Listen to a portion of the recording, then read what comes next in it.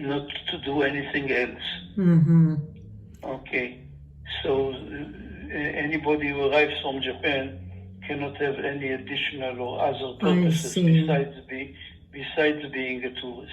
So she does not even have to say that she also wants to explore various universities for study in the future.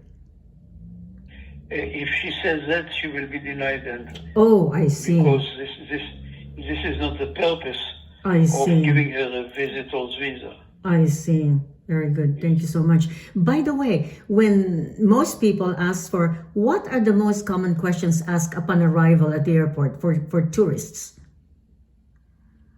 Well, the question is, first of all, for how long do you intend to stay? Mm-hmm. And then they may be asked, where will you stay? Okay? Or have you been here before? Mm-hmm. Or how much money are you carrying with you?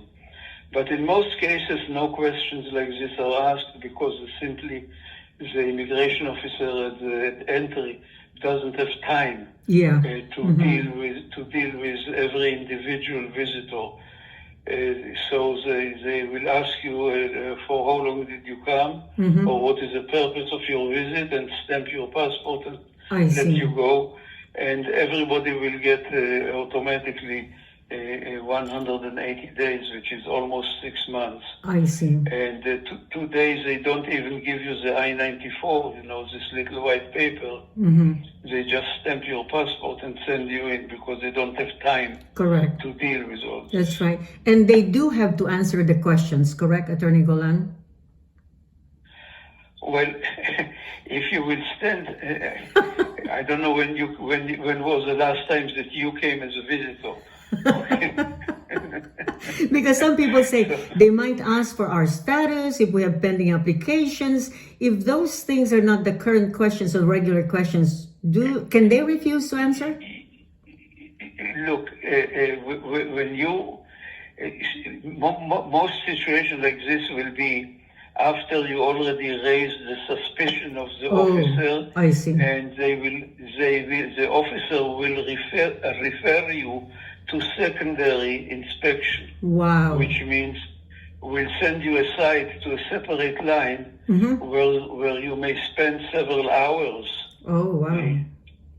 In waiting and being inspected. I see. Now, legally, even when you are at the airport and you are standing before the officer or sitting in front of the officer, you are still considered to be outside. Legally, you are considered to be somebody who is knocking on the door to enter, and which means you have no rights at all.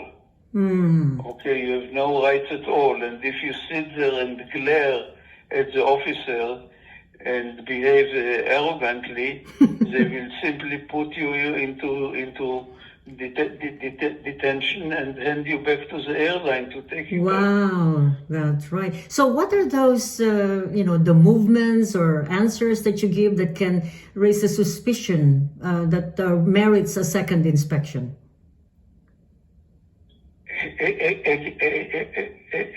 I am not an immigration officer, but what I can tell you is that those people are experienced. Okay, they sit there day in, day out for a long time, and they have looked at thousands and thousands of people, and they can read your body language. That's right. And they can read the nuances of your conduct.